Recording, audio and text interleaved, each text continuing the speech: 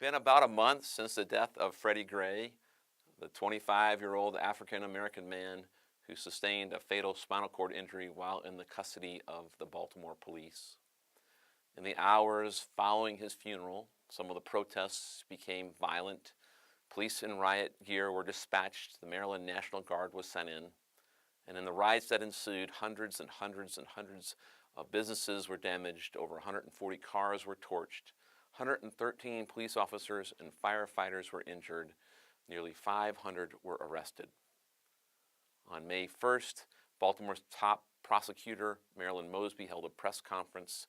She laid out the charges against 6 of the Baltimore police officers, including murder and manslaughter. And just this past week, those officers' attorneys filed a motion asking that Mosby be dismissed for her incendiary language and her overzealous persecution. From a distance, it's difficult to know what to think. Clearly, we don't have the whole story, and certainly there is racial divide in our country. There seems to be a growing number of these incidences between young African-American men and white police officers. Just one last week happened in Madison. Ferguson is still healing. As Christians, we are to seek justice. Micah 6:3, what does the Lord require of you? To act justly, to love mercy, to walk humbly with your God. To act justly is to seek accountability. We are to seek that everyone be held accountable for their actions in Baltimore, both before and after the death of Freddie Gray. Now, I mention this because today we're going to read a story in the Bible about accountability. For us, accountability is a way of life. We're accountable to our boss at work. We're accountable to the teacher at school. We're accountable to our parents or to our spouse at home. We're accountable to the mortgage company, to the power company, to the cable company.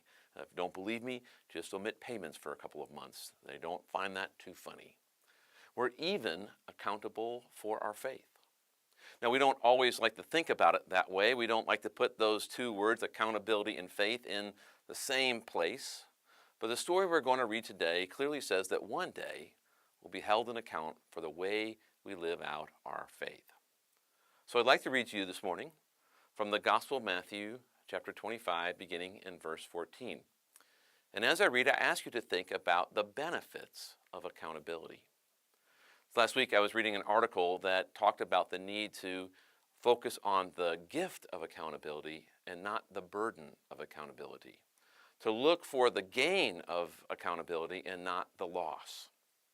For example, in the office we have to turn in receipts for our purchases. I could look at this accountability practice as a burden.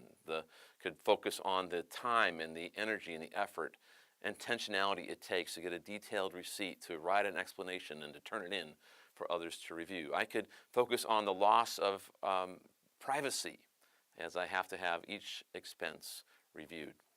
Or I could look at the gain of that practice of accountability, the freedom from worry that I'll be accused of financial mismanagement, the freedom from making frivolous purchases. These things are gifts that come with accountability. So as we read this morning, ask yourself, what is the gift of being held accountable for the way we live out our faith? With that in mind, let's read Matthew 25, 14 through 31. When the Son of Man comes in his glory, and all the angels with him, he will sit on his glorious throne. All the nations will be gathered before him, and he will separate the people one from another, as a shepherd separates the sheep from the goats. He will put the sheep on his right and the goats on his left. Then the king will say to those on his right, "Come, you who are blessed by my Father, take your inheritance, the kingdom prepared for you since the creation of the world. For I was hungry, and you gave me something to eat. I was thirsty, and you gave me something to drink. I was a stranger, and you invited me in. I needed clothes, and you clothed me. I was sick, and you looked after me. I was in prison, and you came to visit me." Then the righteous will answer him, "Lord, when did we see you hungry and feed you, or thirsty and give you something to drink? When did we see you a stranger and invite you in, or needing clothes and clothe you? When did we see you sick or in prison and go to visit you?" The king will reply, "Truly I tell you, whatever you did for one of the least of these brothers and sisters of mine, you did for me." Then he will say to those on his left, 'Depart from me, you who are cursed, into the eternal fire prepared for the devil and his angels. For I was hungry, and you gave me nothing to eat. I was thirsty, and you gave me nothing to drink. I was a stranger, and you did not invite me in. I needed clothes, and you did not clothe me. I was sick and in prison, and you did not look after me.' They also will answer, 'Lord, when did we see you hungry, or thirsty, or a stranger, or needing clothes, or sick, or in prison, and did not help you?' He will reply, 'Truly I tell you, whatever you did not do for one of the least of these, you did not do for me.' Then they will go away into eternal punishment, but the righteous to eternal life." So there's been some debate among Bible scholars as to just who it is that stands in front of the judgment throne. Some argue that all the nations means everyone, that every person who's ever lived and who will ever live will one day stand before the judgment throne of Christ. Others point to the fact that the Greek word for nations is ethne, and that whenever Matthew uses ethne in his gospel, it refers to the Gentiles, so that it will be everyone outside of the chosen people of God who will stand in judgment one day.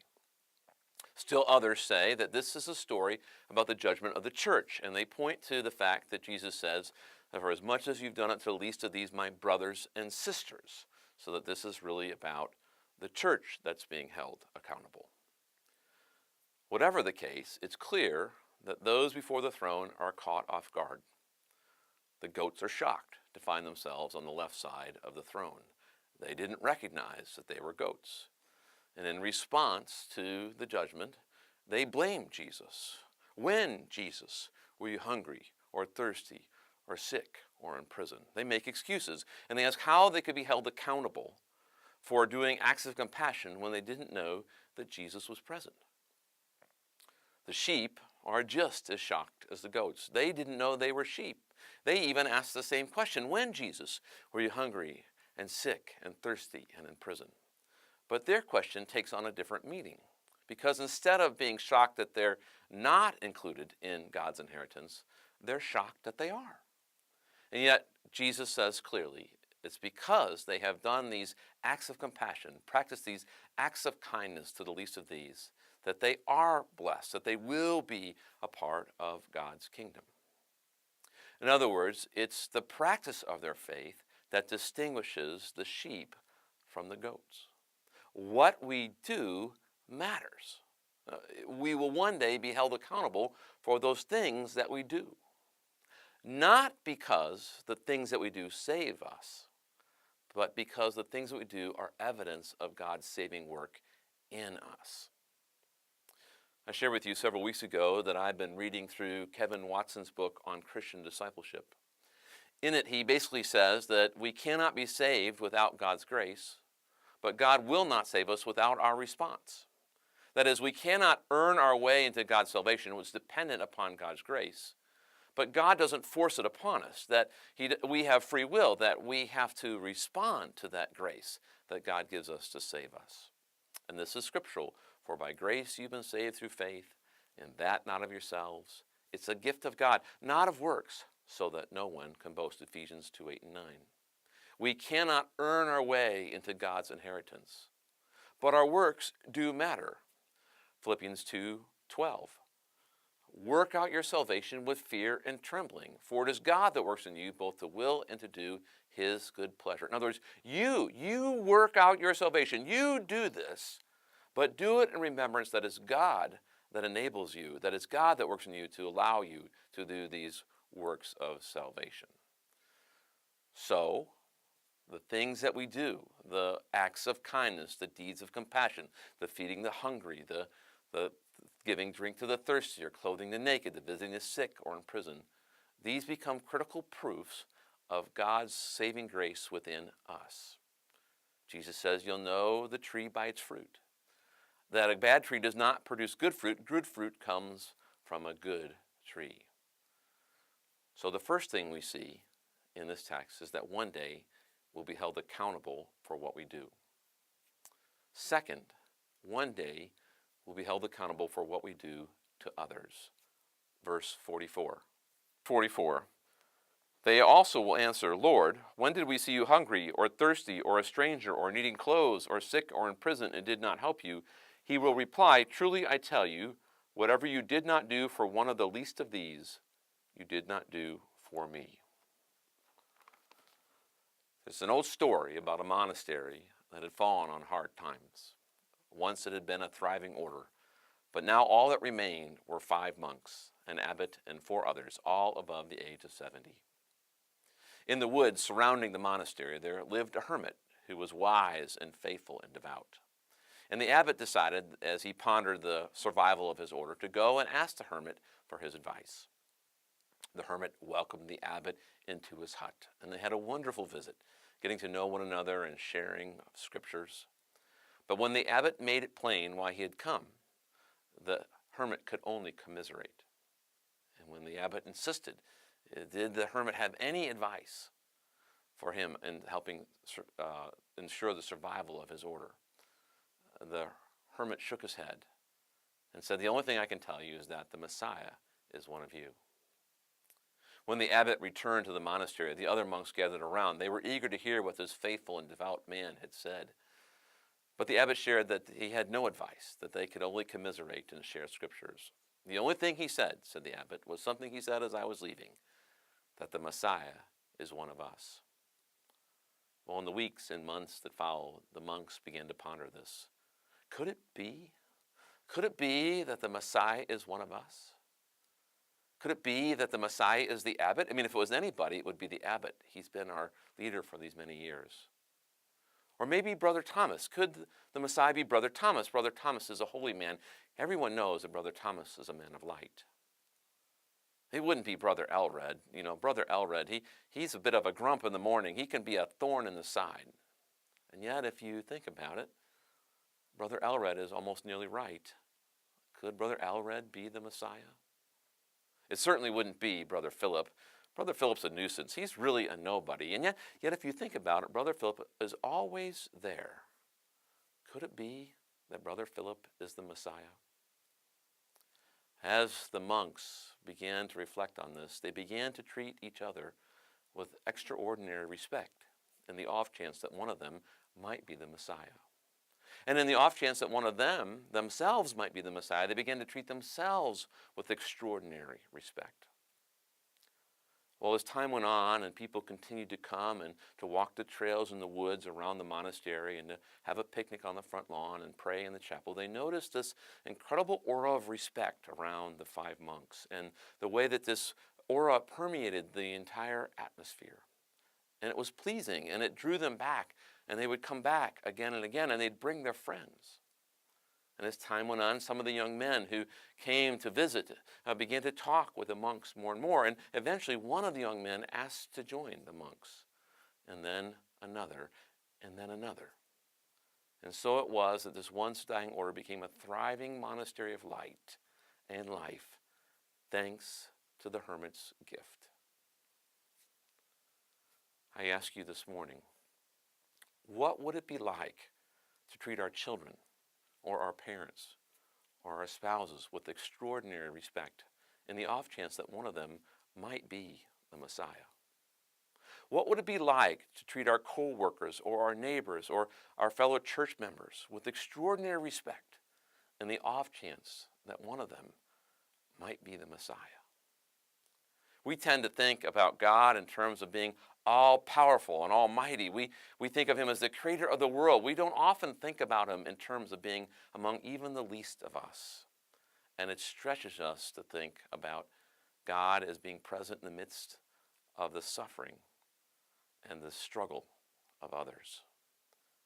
But it shouldn't. Because Jesus didn't come to a palace in Athens or Rome. Jesus was born in a lowly manger in nowhere Bethlehem. And Jesus didn't conquer the world through military might or political power. He came to overcome the world through suffering and shame of the cross.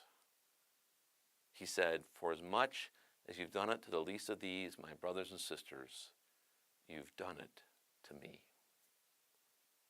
So my challenge this week is to do it to the least of these, to grow some compassion. Compassion comes from empathy for another's struggle. And so this week, as you encounter those who are struggling or those in need, I challenge you to do 3 things. First, imagine What would it be like to be going through that person's need or that person's struggle? Second, imagine just how much you'd want to be rid of that suffering or that struggle. And third, imagine how happy you would be if another would come along and alleviate that suffering and that struggle. The goal is to develop empathy, and from that, motivation to reach out and to meet their needs. Because one day we're going to be held accountable for what we do, and one day we'll be held accountable for what we do to others. So I began by asking, what was the benefit of accountability? We want those in Baltimore to be held accountable for their actions. We live with accountability in many different areas of our lives. What does it mean? What's the gain of being held accountable in the way we live out our faith? Maybe it's assurance of knowing that God is at work within us. If a tree is known by its fruit, there should be tangible proof of God's grace at work in us. Perhaps it's the security in knowing that God's inheritance is available to us. If accountability is based upon the fruit of God's work in us, then we know that we can obtain God's grace and God's inheritance and respond to that. Maybe it's having peace and not having to search for wealth or wisdom or power as our security eternally. These are gifts that come from the accountability of faith. The truth is, I want to be counted among the sheep. I want to enter into the inheritance of God prepared from the foundations of the world. And so I'm going to do this to the least of these. I'm going to feed the hungry and clothe the naked and visit the sick and imprisoned. How about you? How about you?